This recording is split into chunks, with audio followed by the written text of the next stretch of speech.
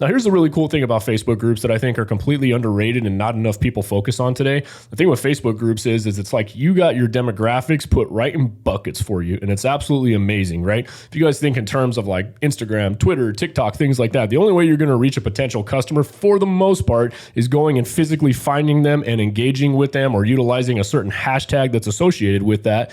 Where if you guys are utilizing Facebook, for example, and you are trying to target, let's just say you live out in Avondale, you can go out and find Avondale Facebook groups, and probably 9 out of the 10 members in that group or 8 out of 10 are Avondale residents, right? What better place to put an ad or something like that out, or market your potential services for, other than a group of people that are literally in a Facebook group in the city you want to go into. Let's take that down one more notch and let's bump it into a neighborhood, right? How many of you guys live in a certain neighborhood that has Facebook groups in there?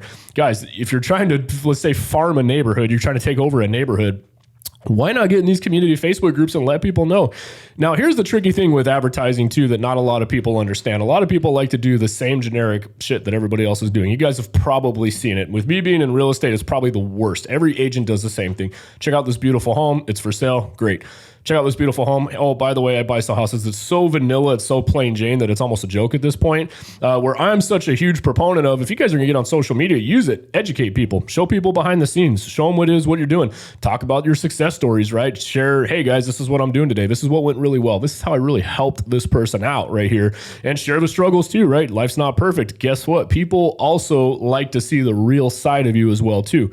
Now, take that into moderation. If you're out partying on a Friday night and, out there getting crazy, don't be posting that on social media but show them the behind the scenes stuff, guys. You guys that have been following me for a while on social media, I share a lot of the ugly stuff too. I've shared where deals go south. I share where, if we're doing home inspections and things go wrong. I mean, it's important to show that you know what the heck you're doing. You guys are out there in the trenches, because nobody's going to believe you if on your guys' social media, you make life look absolutely perfect. You only share the good things. You never share any of the struggles. You never share any of the bad days or any of the bad deals. Guess what, guys? That doesn't make you relatable, because people need to understand that you are going to understand them, right? Nothing makes you a little bit more relatable than you actually humanizing yourself. If all you're sharing is all your wins, all your great stuff, things that you never struggle with, guys, your audience isn't going to connect with you.